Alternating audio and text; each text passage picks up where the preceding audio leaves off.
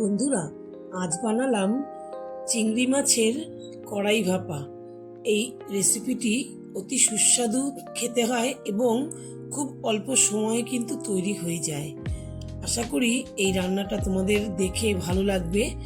আর আমি কিন্তু এই গরমে আমরা প্রত্যেকেই কিন্তু রান্নাঘরে বেশিক্ষণ থাকতে আমাদের ভালো লাগে না, প্রচণ্ড কষ্ট হয় রান্না করতে।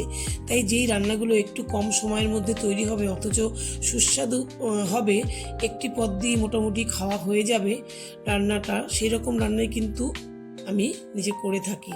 দেখো বন্ধুরা, এই চিংড়ি মাছের এই রেসিপিটি কিন্তু এমনই একটি সুস্বাদু পদ, অল্প সময়ের মধ্যে তৈরি হয়ে যায়।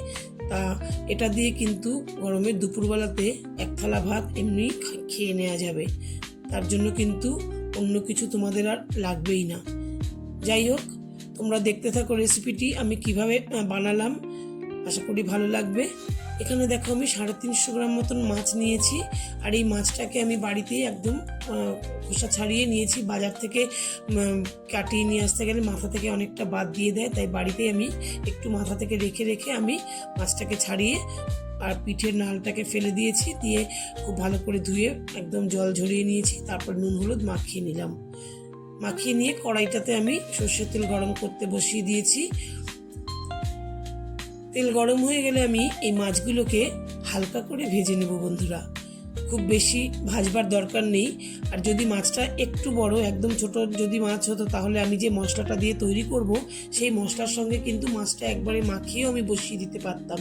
যদি মাছটা একটু ছোট সাইজের হয় তাহলে কিন্তু তোমরা সেটাও করতে পারো, একেবারে মশলার সঙ্গে মাখিয়ে নিয়েও তোমরা কিন্তু বসিয়ে দিতে পারো, তাহলে আরও অনেক কম সময়ের মধ্যে হয়ে যাবে। আমি দেখো ভাজতে ভাজতে কি মশলা আমি দিই সেটা দেখো। একটু নিয়েছি সাদা সর্ষে, নারকেল, আর নিয়েছি একটু আদা আর কাঁচা লঙ্কা। এর সঙ্গে তোমরা কালো সর্ষেটা দিতে পারো। আর নারকেল একান্ত কারোর খেতে যদি অসুবিধা থাকে তাহলে তোমরা সেখানে পোস্ত দিয়ে এই রান্নাটা করতে পারো। সর্ষের সঙ্গে একটু পোস্ত দিয়ে নিতে পারো। আমি সাদা সর্ষেটা ব্যবহার করেছি, তোমরা এর সঙ্গে কালো সর্ষেটা দিতে পারো।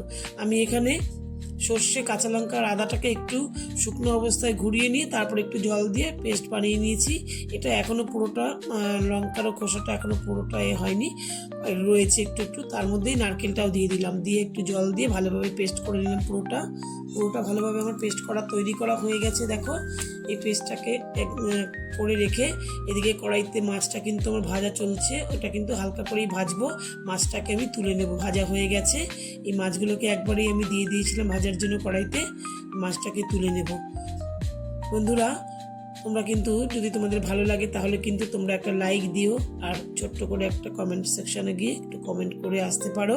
নতুন বন্ধুরা যদি দেখে থাকো তাহলে তোমরা কিন্তু সাবস্ক্রাইব করে পাশে থেকো। একটু তেল আমি আর একটু দিয়ে দিলাম, যেটুকু তেল ছিল তার সঙ্গে। দেখো এবার তার সঙ্গে একটু কালো জিরে আর কাঁচা লঙ্কা ফোড়নে দিয়ে দিলাম। এই কাঁচা লঙ্কা কালো জিরের খুব মিষ্টি একটা সুগন্ধ বেরোলে আমি যেই নারকেলের আর সর্ষের পেস্টটাকে তৈরি করেছিলাম সেটা দিয়ে দেবো এর মধ্যে। দিয়ে মিক্সির বাটিটা ধুয়ে একটু সামান্য জল এর মধ্যে দিয়ে দেবো। দিয়ে একদম মিশিয়ে নাড়াচাড়া করে নেব। খুব বেশিক্ষণ কষাতে হবে না, কারণ অল্প সময়ের মধ্যেই কিন্তু এই নারকেলের থেকে একটা সুগন্ধ মিষ্টি গন্ধ বেরোবে। আর তত পর্যন্ত আমি এটাকে কষিয়ে নেব। তার সঙ্গে একটু নুন আর হলুদ দিয়ে দিলাম। তোমরা কিন্তু এখানে কাশ্মীরি লঙ্কার গুঁড়ো কালারের জন্য দিতে পারো, বা এমনি ঝাল লঙ্কার গুঁড়োও দিতে পারো। আর আমি কাঁচা লঙ্কা বেটে দিয়েছি নারকেলের সঙ্গে, তাই আমি আর আলাদা কোনো লঙ্কা দিলাম না। আর এবার দেখো একটু কষানো হয়ে গেছে। এই অবস্থায় আমি হাফ বাটি টক দই দিয়ে দেবো। বন্ধুরা, তোমরা তো জানো যে টক দই পেটের জন্য কত ভালো। আর টক দইটা যেমন এটা রান্নাটাতে সুস্বাদুও হবে, আর তার সঙ্গে কিন্তু আমাদের পেটের জন্য কিন্তু অনেক উপকার। আর গরমকালে তো টক দই খাওয়া তো ভীষণই ভালো। আর বিশেষ করে গ্যাস অম্বলের প্রবলেম থাকলে রান্নায় যদি টক দই দেওয়া হয় সেটা কিন্তু হয় না। সেই টক দই দেওয়া থাকলে সেই রান্নাটাতে কিন্তু কোনো গ্যাস অম্বলের প্রবলেম হয় না। এবার দেখো আমি ওই টক দইয়ের বাটিটা ধুয়ে এক বাটি জল দিয়ে দিলাম। খুব বেশি জল দেওয়ার প্রয়োজন হবে না। এবার মাছ ভাজাটাকে আমি দিয়ে একদম কড়াইটাকে, এই গ্যাসটাকে একদম কমিয়ে রেখে কড়াইটাকে ঢাকা দিয়ে রেখে দেবো। খুব বেশি সময় না বন্ধুরা, 5 মিনিট রাখলেই হবে। তার মধ্যেই মাছটাও সেদ্ধ হয়ে যাবে, আর নারকেলটাও কিন্তু অনেকটাই কমে সেদ্ধ হয়ে যাবে। দেখো তৈরি হয়ে গেল, অনেকটাই তৈরি হয়ে গেছে, মাছটাও সেদ্ধ হয়ে গেছে আমার।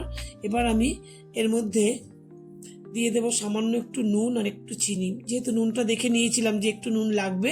আর চিনিটা অপশনাল, তোমরা চাইলে নাও দিতে পারো, কারণ আমি টক দই দিয়েছি তাই একটু চিনি দিলাম, মানে টকটক ভাবটা একটু ব্যালেন্স করার জন্য। না দিলেও কোনো সমস্যা নেই। এরপর দিয়ে দিলাম একটু ধনেপাতা। ধনেপাতাটা দিয়ে আমি এখানে দিয়ে দেবো একটু কাঁচা সর্ষের তেল নামানোর আগে। তোমরা তো সবাই জানো যে কোনো ভাপা রেসিপি করতে গেলে কাঁচা সর্ষের তেল উপর থেকে দিলে মানে খেতে খুবই টেস্ট হয়। আর একটু কাঁচা লঙ্কা দিয়ে দিলাম। আর তেলের কাঁচা তেলের যে একটা ঝাঁঝ, সেটা খুবই ভালো লাগে। আশা করি ভালো লেগেছে তোমাদের। ধন্যবাদ।